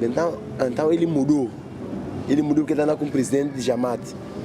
Um homem é apresentado, um homem que tem boa figura, boa imagem, dá respeito na sociedade, como respeitar as pessoas. Então, a gente vai dizer que eu mudei. एक दिन मैं यहाँ आया हुआ था तो football का match था, तो फुटबॉल का मैच हुआ तो जब हमारे अहमदी लड़के ने गोल किया तो उसने सजदा किया। अब बिल्कुल नोम पाए हैं, कुछ ही दिन हुए हैं कि इन लोगों ने नमाज याद करनी शुरू की है, अजान देनी शुरू की है, तो नारा तकबीर लगाते हैं, गुलाम अहमद की जय के नारे जब आते हैं तो वो दिल फिर हमसे अल्लाह ताला की भर जाता है। तो ये मोइज़ात इंसान अपनी आंखों से देखता है कि वो गोल किया तो वो सजदे में चला गया। साउथ होने के लिए ये एक अजीब सी बात होगी वाक़ईतन कि एक बंदा गोल करने के बाद वो सजदा कर रहा है। तो अल्लाह ताला के ये एहसानात हैं, हम आए रोज़ अपनी आंखों से देखते हैं, कोई नहीं हमें आके बताता, हम खुद देखते हैं कि जहाँ कुछ नहीं था अब वहाँ अल्लाह ताला के फ़ज़ल से इतने प्यारे प्यारे फूल खिल रहे हैं, जमात के नए नए लोग आ रहे हैं।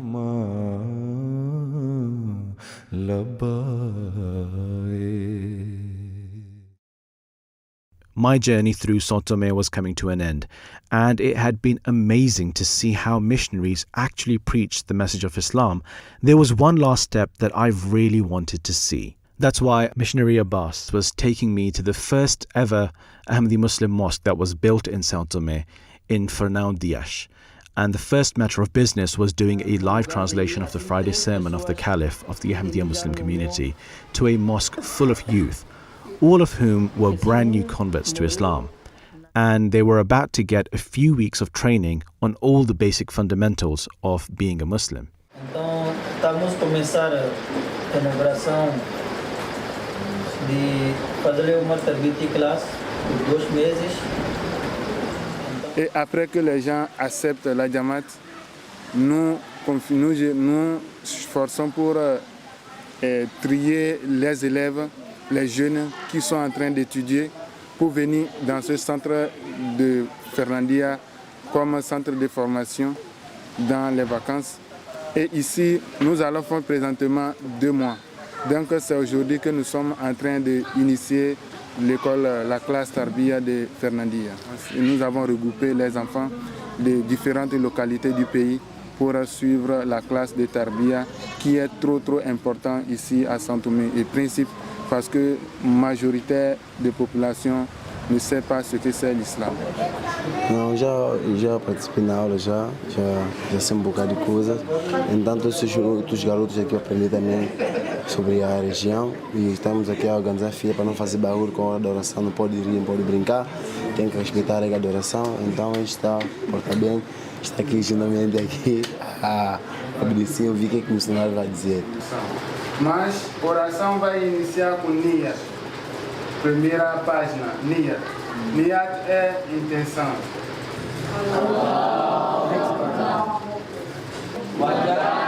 Wajihia. Wajatu. Wajihia. Ilazi. Fatara. Samawati. Wal arda. Essa linha. Wajatu. Wajihia. Essa linha. O nome do profeta do Islã é profeta Muhammad. Repete, profeta Muhammad. Profeta Muhammad.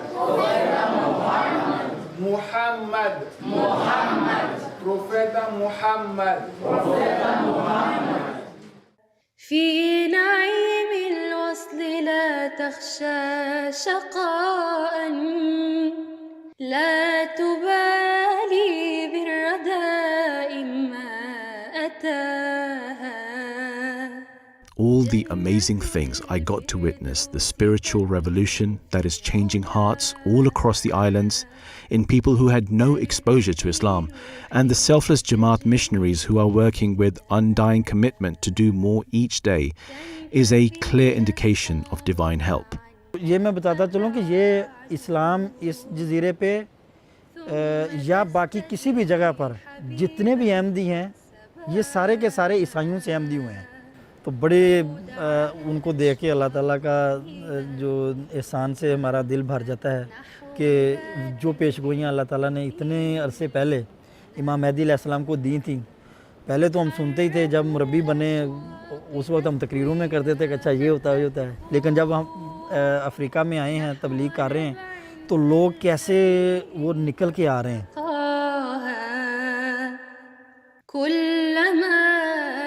The very people who were drinking and partying yesterday are today's proud ambassadors of Islam. Antes andava na rua assim, à vontade, bué de cabelo, andava, que depois quando entrei em Jamaat, eu comecei a usar chapéu, andar com chapéu na rua, andar com chapéu. Então quando eu com chapéu eu disse, esse moço aqui agora é muçulmano. E disse salam aleikum, e a antiga quando dizia salam aleikum, não sei o que é salam aleikum. Assalamu alaikum, não sei o que é assalamu alaikum. Assalamu alaikum é o quê? Agora que for saber, assalamu alaikum é a paz de Deus esteja com você. Wa alaikum salam, tá bem, a paz de Deus esteja comigo. Eu estou muito feliz de aprender essa frase, estou muito feliz, contente. It was the end of an unforgettable trip for me, but only the beginning of a marvelous new era for the new Muslims of Tome and Principe, as Islam continues to go beyond frontiers onto new horizons. تجيه الروح دوما في كراها، ترتجيه الروح دوما في كراها.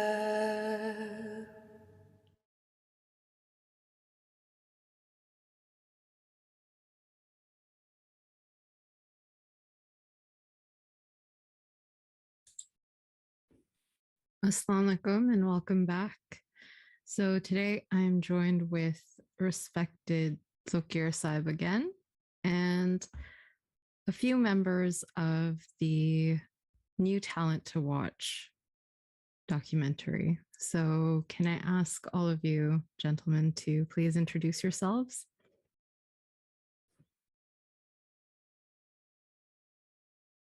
Starting with Zokir Saib.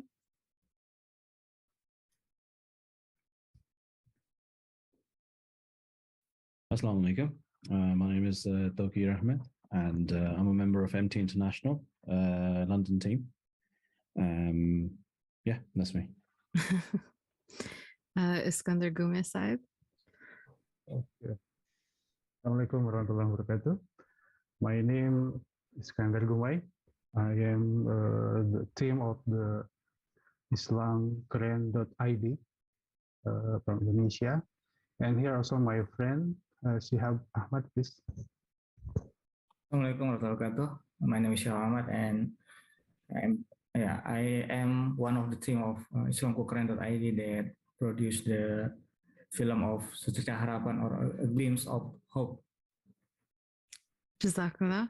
So let me start with the first question. What was the inspiration behind both of your documentaries? So Tokir Sahib, could you expound upon what was behind the creation of Islam Beyond Frontiers? So I was only responsible for making it. The inspiration or the instruction for it basically came from the MT Africa office. They commissioned the project.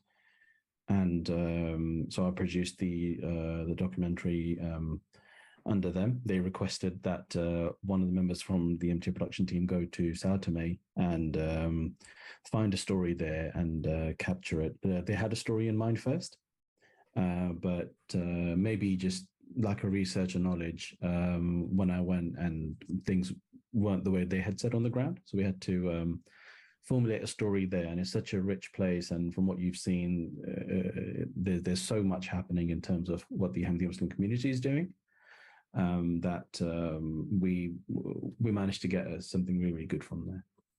Jazakallah. Iskandar Sahib, what was the inspiration behind your documentary? Okay. The inspiration comes from many stories in our Jamaat member here in Indonesia when the pandemic COVID-19 came to Indonesia, that they have a good experience regarding the fruit of keep wealth sacrifices in the hard time, and I mean in the pandemic COVID-19, and then Allah Ta'ala showing them with the gracious grant. So, and regarding the problem we face in that time, but Allah Ta'ala gives the solving way to face it. Jazakallah. Sahib, would you like to add to that? Yes, this inspiration comes from the stories of some Hudam. Yeah, we have interviewed them. And while the pandemic come and the lockdown is the moment when they lose their job and they lose their business, and there's a hope that they give it from from that moment, yeah, and from the sacrifice of what they have, yeah, they get many blessed from Allah Subhanahu wa Taala and help from the difficulties of their life at that time. That was the inspiration first come to our film. Jazakallah. Tokir Sahib, what were some of the challenges that you encountered while working on your project? The biggest challenge was that it was very close to our biggest production, which is the Jalsa Salana annual convention in the UK. I personally had a small role to play in the production as well of the actual Jalsa for one of the channels. So that was one challenge. The second was, as I alluded to earlier, that we went there with the understanding or with a rough knowledge that there's a lot of that the Muslim community has a very long history there. So we were sent with the brief that we were meant to get inspirational stories of people, of their conversion, of their core belief and such things. But when we went there on the ground, we realized that nobody had even heard of Islam. Sao Tome is a very unique, very beautiful place. And there was barely any Muslim around. So it's a very strange thing, but even people living in Western countries or other places where there aren't many Muslims around, people are still aware of Muslims in some ways, that they have mosques, they dress a certain way, they go and pray there, and the prayers have certain motions and whatnot. But in Sao Tome, people had no such introduction whatsoever. So for people like that who have grown up Christians, and then for them to actually become Muslim, they were in a real infancy stage of that process. So that was the big challenge that we've gotten here, and what we were meant to show, that people aren't even praying or don't even know the meaning of prayer, generally speaking. So, we can't show that. But then we very quickly realized that what is happening is quite literally fascinating and amazing, because you have people, one of the recurring themes in the program, if you saw it, was that people are constantly talking about giving up alcohol. And Sao Tome, unfortunately, has one of the highest rates of alcohol drinking. And when it comes to alcohol poisoning for newborns and for underage drinking, it has the highest numbers in all of Africa. There is too much alcohol around.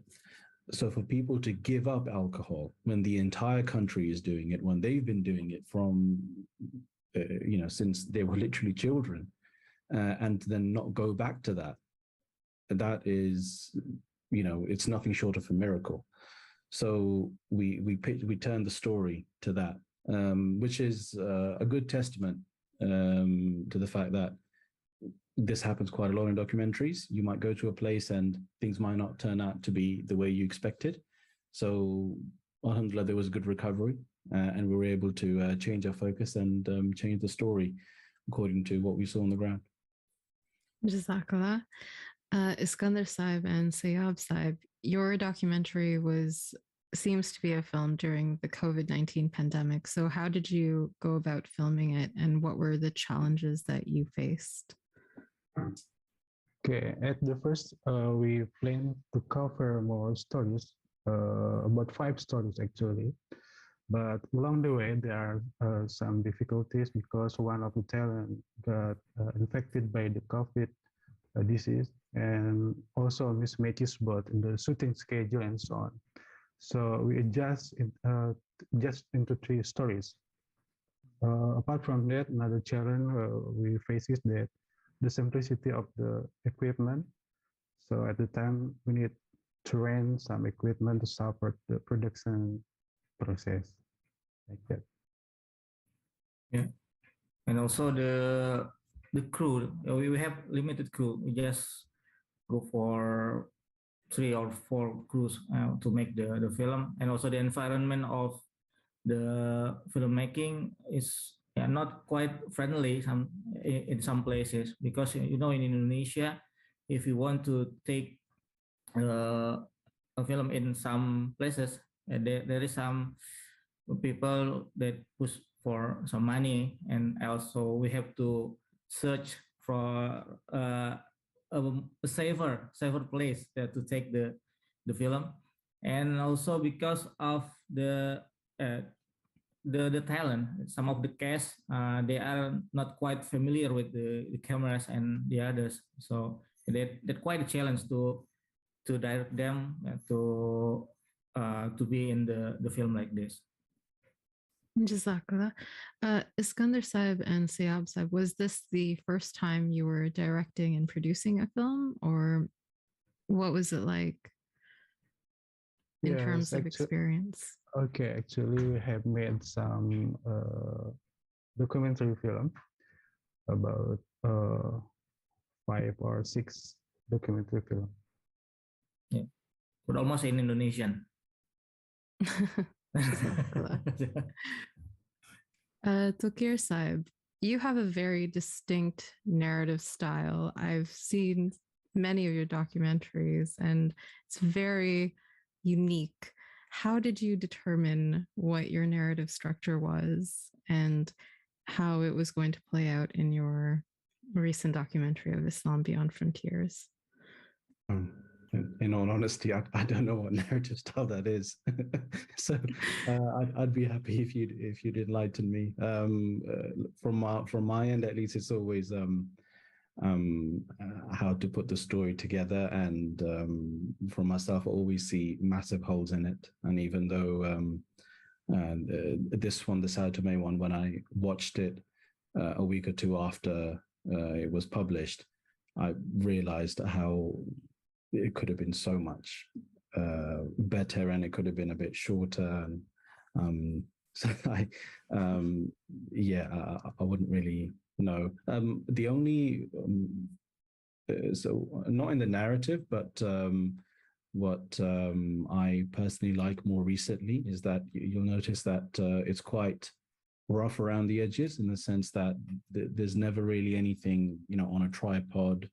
There's nothing usually like very cinematics, because I've personally tried to convey just the feeling of reality. So it's always handheld.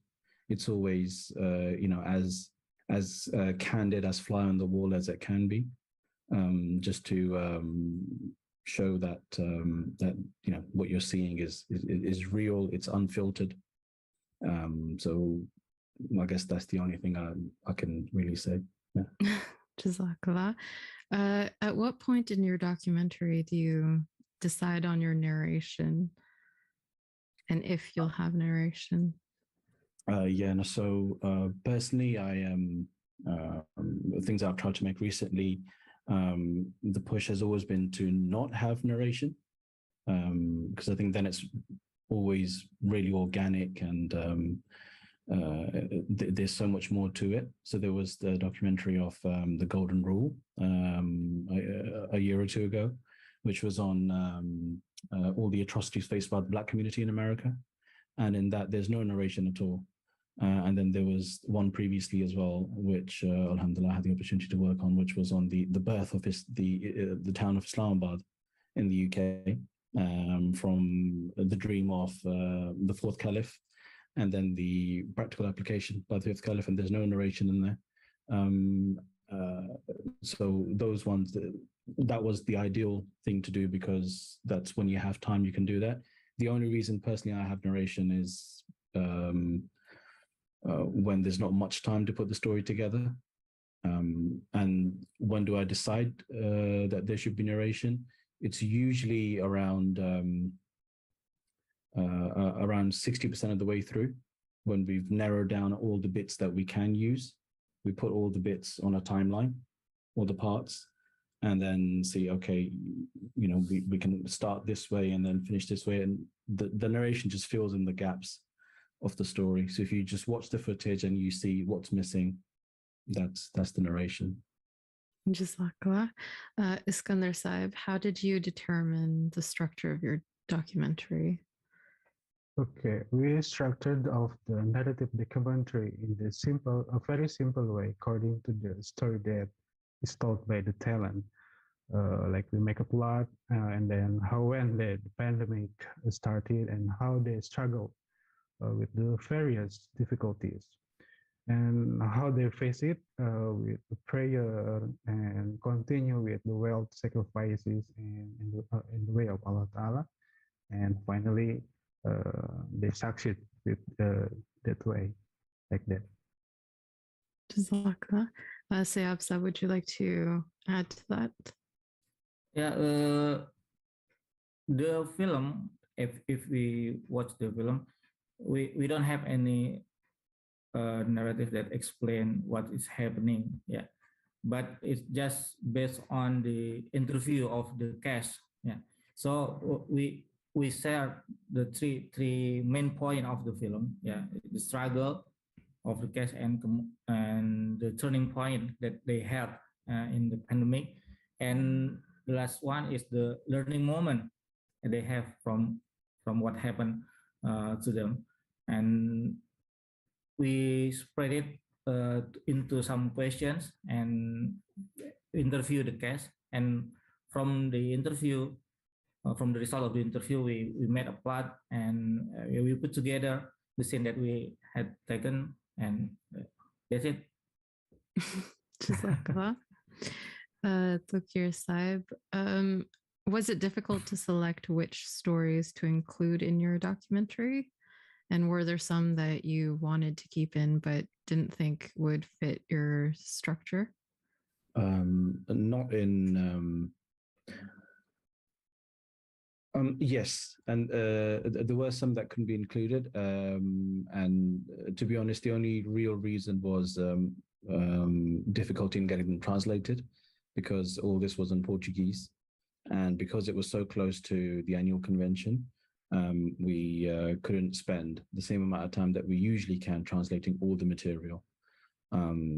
So I guess that was the only reason. Hence, because it wasn't translated, I didn't get to know a small portion of the stories, but it's a sacrifice you make sometimes. Jazakallah. Iskandar Saib and Sayab Saib, were there any stories that you wanted to keep in your documentary, or did you have to take them out in order to fit the runtime of it?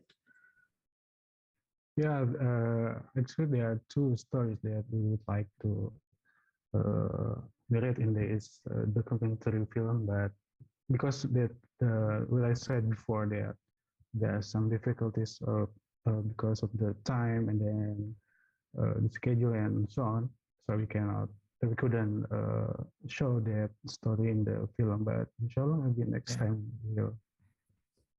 Jazakallah. Sayab Sab, would you like to add to that? there was one scene that we have taken. It's one of the case called his mom, and then had a conversation with his own language, in Javanese, particularly, and it's quite good, I think. And what it is a moment of what we call it. There's a touch from a son and a mom. But when we put it together to the story, it will make a different story, you know. We took it out, and I hope maybe we can make another film just special for that, maybe in the future. Jazakallah. We have a question in the chat. So, Tokir Saib, how do you decide where to start filming for a documentary? Do you already know people's stories before you start filming, or do you put the story together during editing? It depends on the kind of project. So for this one specifically, we didn't know. What made this project a lot more easier compared to other ones that we've done is that whenever we've gone to foreign countries and filmed, there isn't usually a lot of the production team's quite small, and we usually just have a local person with us who helps translate. This time round, the person who was translating and taking us was the actual missionary in charge. So you could say the head of the Ahmadiyya Muslim community in Sao Tome and Principe. And because it's such a small country and the administration is so small, he was the one who selected quite a few number of people to film, quite a few locations. When we got there on the ground, we discussed with the missionary in charge that this is what we want to do and this is what we're trying to achieve. Then he advised that such and such stories would be very good and such locations would be quite good. And thus we just went there. So literally all that work was done by the local community, and they did a fantastic job in doing that. But it's different pretty much on every single project. Jazakallah. Iskandar Saib and Sayab Saib, would you like to add to that? Yes, actually, when we are starting this documentary film, we think that we would like to give like explanation regarding the Ahmadiyya in the other angle, like for the devotion to the Islam and then devotion to the sacrifices to follow the footsteps of Rasulullah SAW. Because in Indonesia here also we get some bad news about Ahmadiyya in Indonesia, and that we want to express our explanation by the documentary film that we are the true Muslim. We face all the difficulties with prayer, with dua to Allah Ta'ala, like that. Jazakallah. Sayab Saib. Yeah, you know that Indonesia is not like in Europe that could accept a Muslim Ahmadiyya. You know, we had some persecution here. We banned from some activities, to preach and the others. So we make the film to give explanation, to share for the people that Ahmadiyya is a Muslim. Ahmadiyya is a true Muslim that share what Rasulullah SAW taught us by the way they understood. Because if we want to tell our during our studies directly, it will become harder because of the rule we had here in Indonesia. So we give them the common language, the common language of the film to show how is Ahmadiyya and how can you become Muslim in a majority, in the Muslim majority country that being different from them.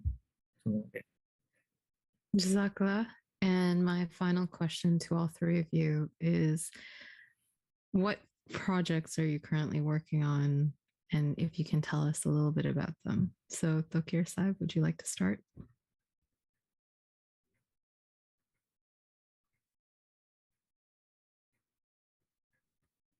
Sorry, I was muted. There's a few, but I don't know. I'm not sure if I can mention them, unfortunately. So I beg your pardon. No problem. Iskander Saib? Yes, we are currently making a video also regarding the activities of the Humanity First of Indonesia, which is will launch related to humanitarian work, and gradually, inshallah, we will make the other documentary videos related to the Indonesian Jamaat, whether it's about the history of the establishment of certain branches or stories about the fashion of the when they face the opposition. Actually, it's already, but we haven't make the English translation the problems like that. And in the videos, we are maybe another occasion we can also share the video in the third festival of Minaret. And inshallah. Siab Saab? Yeah, we had several stories here in Indonesia, because our originality in Indonesia. If you saw Indonesian Ahmadis, you could tell the others that they are from Indonesia because the difference we had here, and because of the cancer of our countries, the people and the persecution we had here. There are so many stories. There are so many angles that we could take, and we had some of them also in our mind to take. And just we have to make the schedule and also the fun, because Indonesia is a big country. If we want to go to some branches that to remote places, it's require more fun and more tools and more crews also. So we hope we could make it in the future, and maybe in the third or fourth festival we could make more film of Indonesia, so the people could know what is how the Indonesian people and how is Ahmadiyya in Indonesia. Inshallah. Jazakallah. And thank you all for taking the time out of your busy schedules to join us during this event. I definitely thought your answers to our questions were thought-provoking and engaging. Well, viewers, we have finally come to the end of our time together. Thank you all for attending the second annual Minaret Muslim Festival screening event.